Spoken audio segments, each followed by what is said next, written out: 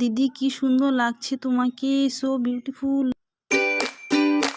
হ্যাঁ, তোমার খুব সুন্দর লাগছে। দিদি তোমার লিপস্টিকটা দিবে আমাকে একটু, আমারটা না শেষ হয়ে গেছে। আর তোমার ভাইকে আমি কবে থেকে বলি যে আমার জন্য একটা লিপস্টিক এনে দাও, কিন্তু এনেই দেয় না জানো। আর কি বলো তো, তোমাদের বাড়িতে প্রচণ্ড গরম করছে জানো। কিভাবে যে তুমি থাকো এত গরমের মধ্যে। কত ঢং, নিজের বাড়িতে একটা ফ্যান নেই, পাখার হাওয়া দিয়ে হাওয়া খাও, তার আবার ঢং বেশি। লোকের বাড়িতে এসে ঢং করে শুধু। হয়েছে হয়েছে, আর লাগাতে হবে না। লোকের জিনিস পেলে তোমাকে লাগাতে ইচ্ছে করো না, নিজে তো কিনতে পারো না। বাপ দিদি এত হিংসে তোমার আমাকে দেখে। আমার মনে হয় নেই, মনে হয় সেরকম, আমি মনে হয় কিনতেই পারবো না। না, এই নাও তোমার লিপস্টিক, আর লাগাবো না। করলে তো বয়ে গেল। বাপ রে বাপ, নিজে তো কিনতে পারে না কিছু না, শুধু সবসময় লোকের জিনিস নিয়ে লাগাবে। দেখতে তো একদম কালো পেতনি, মুখের কোনো ছিঁড়ি নেই বিড়ি নেই, তার আবার সাজুগুজু দেখো কেমন।